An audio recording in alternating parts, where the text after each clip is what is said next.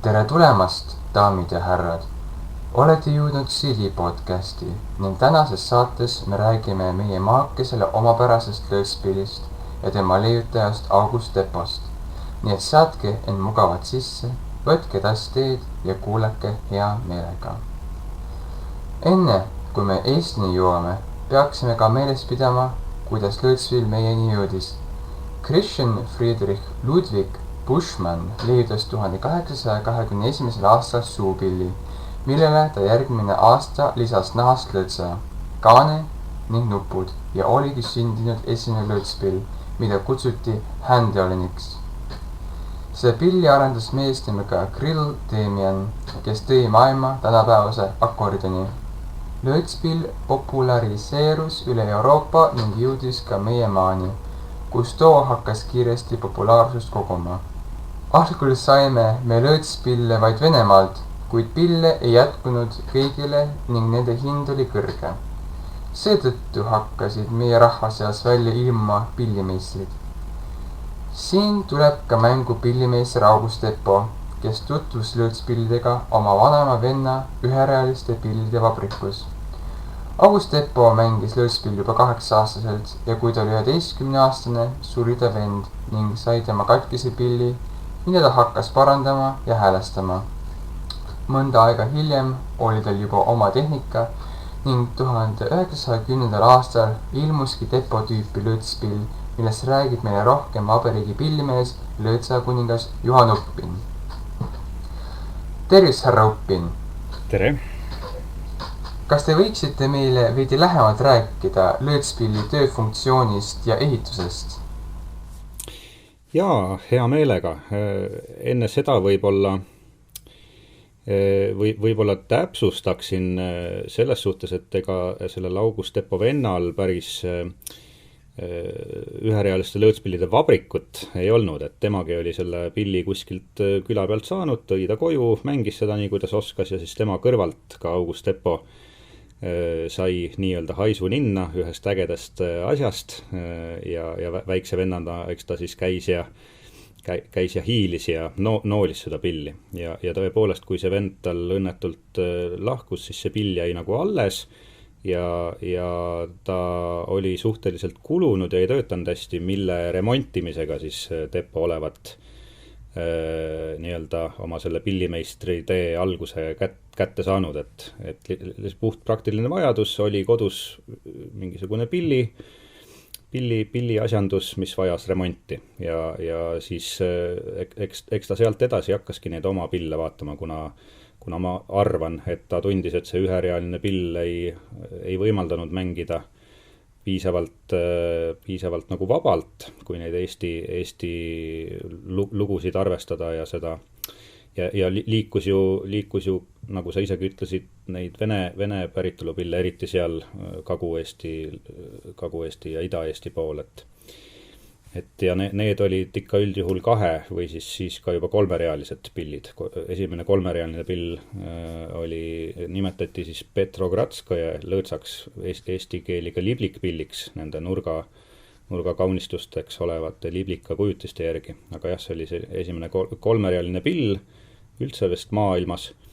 Et kui sinnani olid Euroopa pillid olnud 2-realised, siis see Petrogradi pill sai 3-realiseks ja ma julgen öelda, et see pill, see 3-realine oli Depole üheks kindlasti suurimaks eeskuju pilliks, mille põhjal oma pilli teha.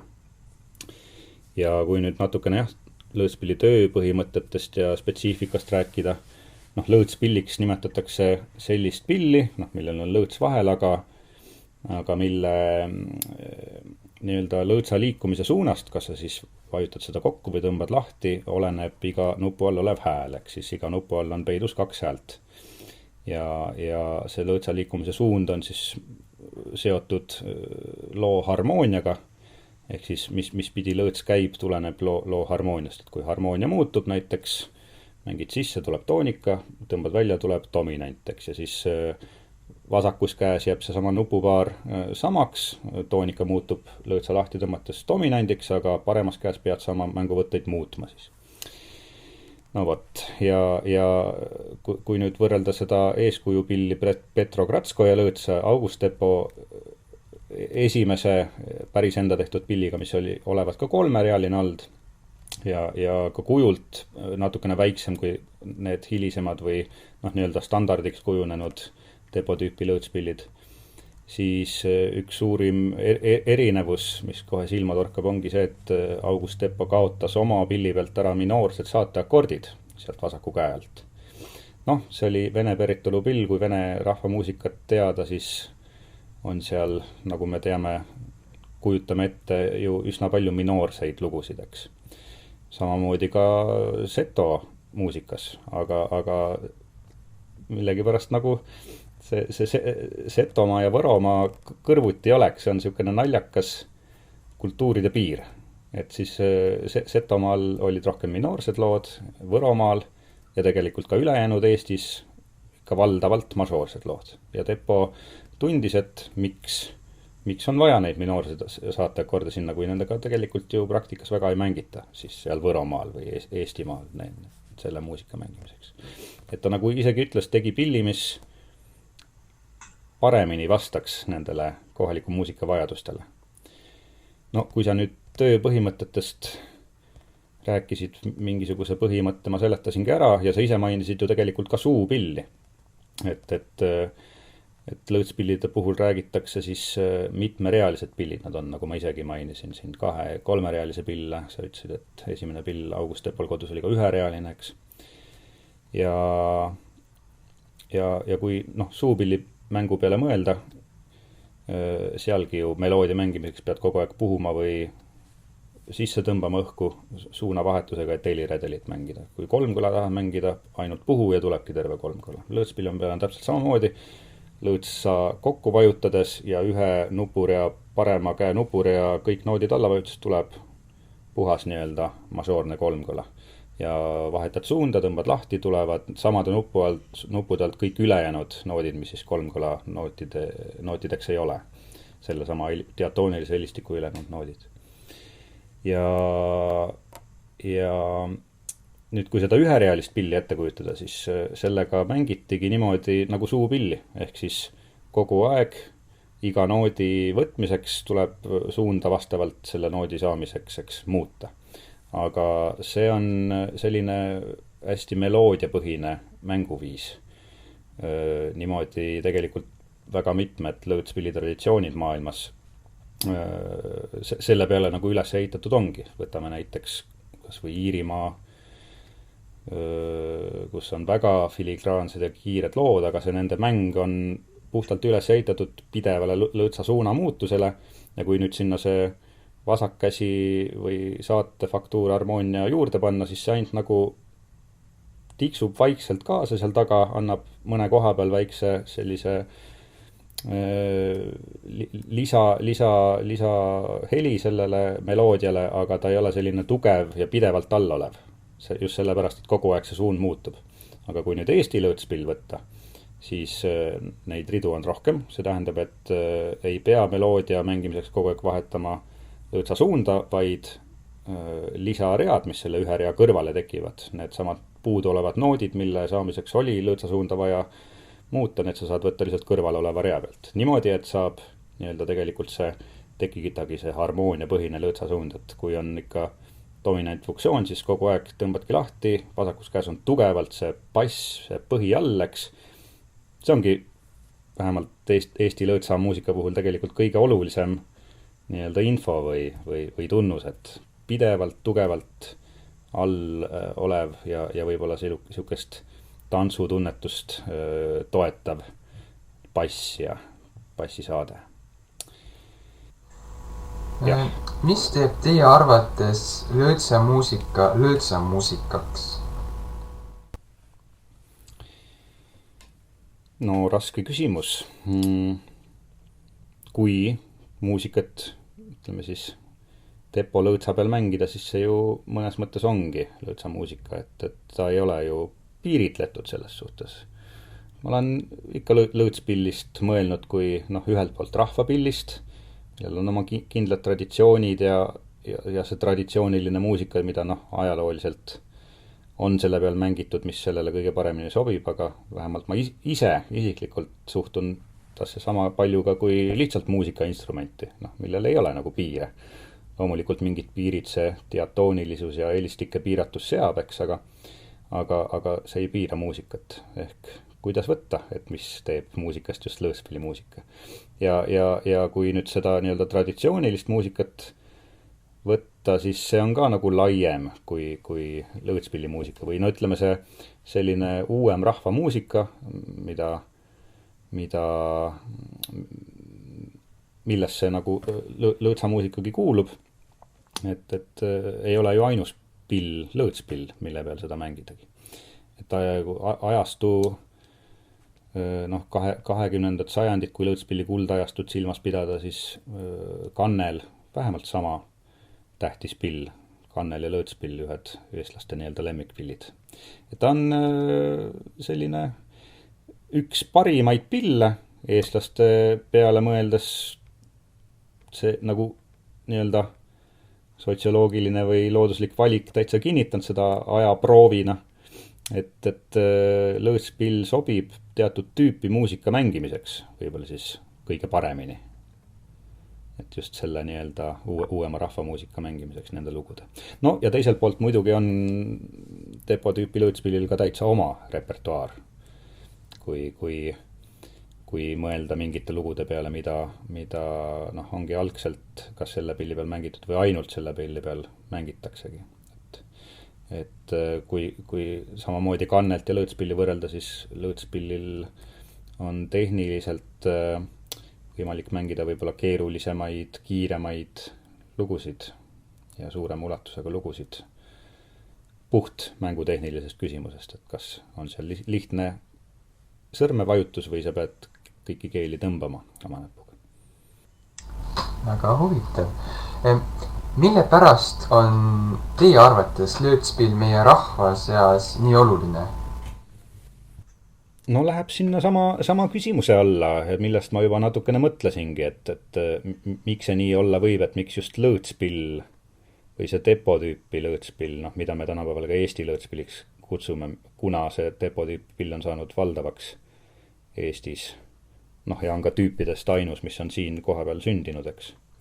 Et miks just see pill on nagu rahva lemmik.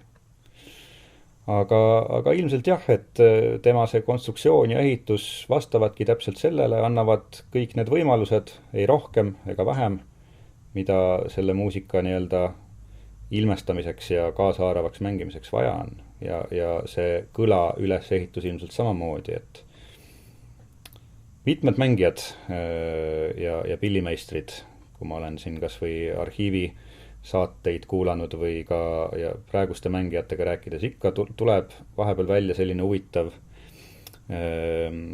võrdlus, et kohe kuuleb ära, kas juba kaugelt ilma pilli nägemata, kas mängib akordion või mängib lõõtspill. Ja millegipärast on siis paljud öelnud, et see lõõtspilli hääl selles võrdluses või olukorras just nagu jääb peale, et meeldib rahvale rohkem.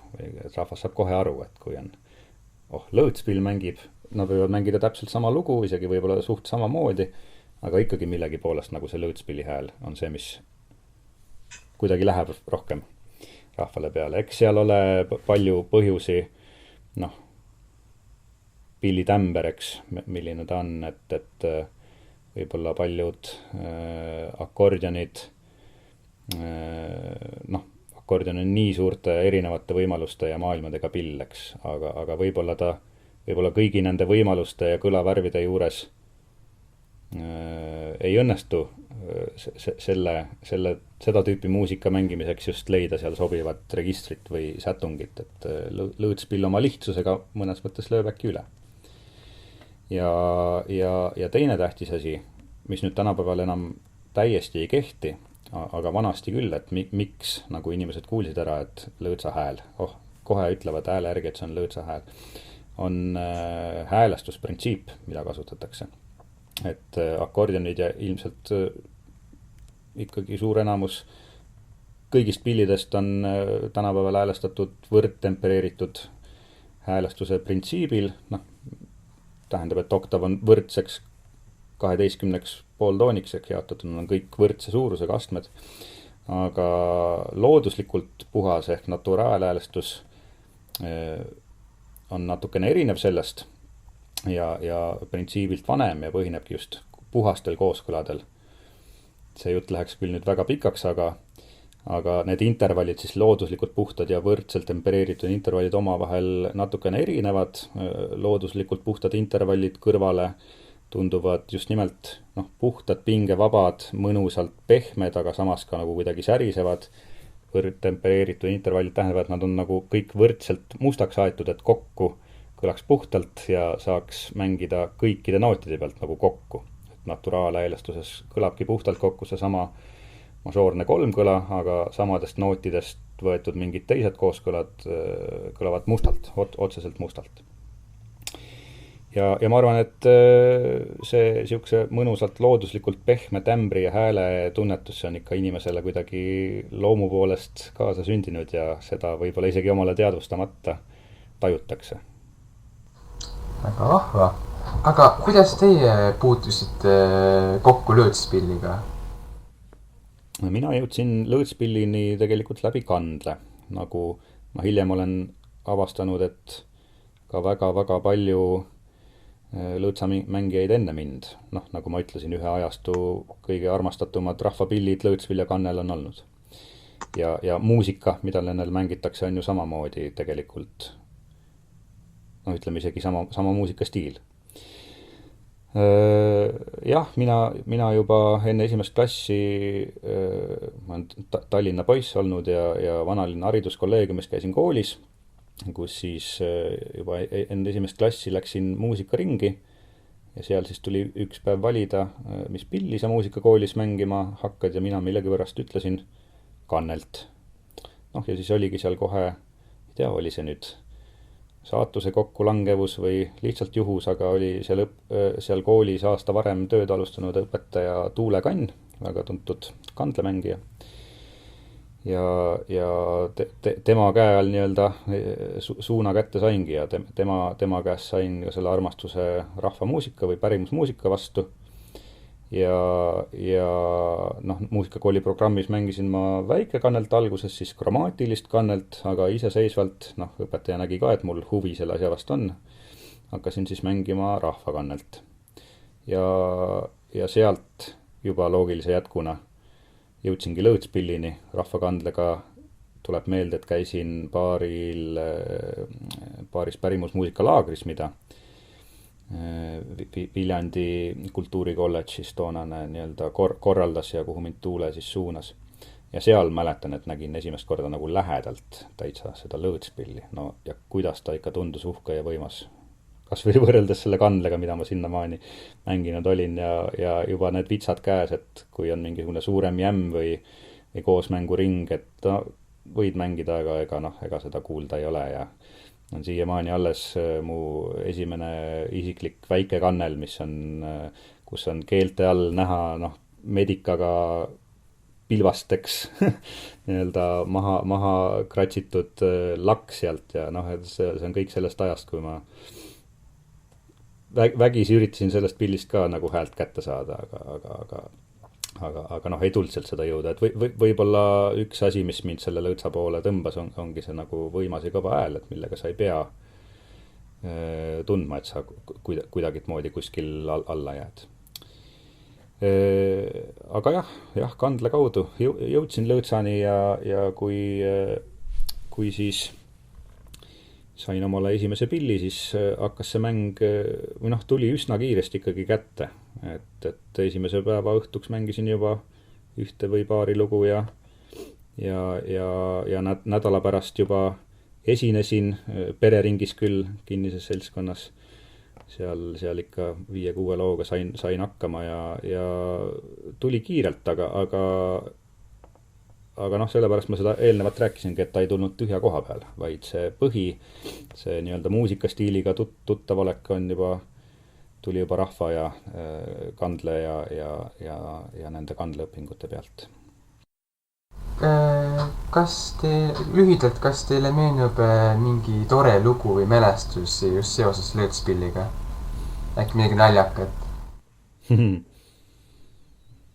eks see lõõtspill ole mind viinud ikka huvitavatesse olukordadesse, kuhu ilma seda pilli mängimata vaevalt sattunud oleks. Aga midagi niimoodi naljakat või siukest nagu pähe nagu kohe ei löögi.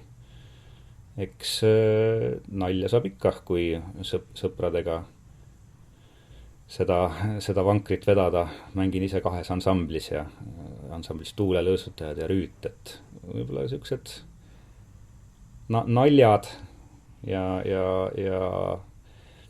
rõõm ja naermine, need jäävadki nendesse puntidesse. Väga vahva.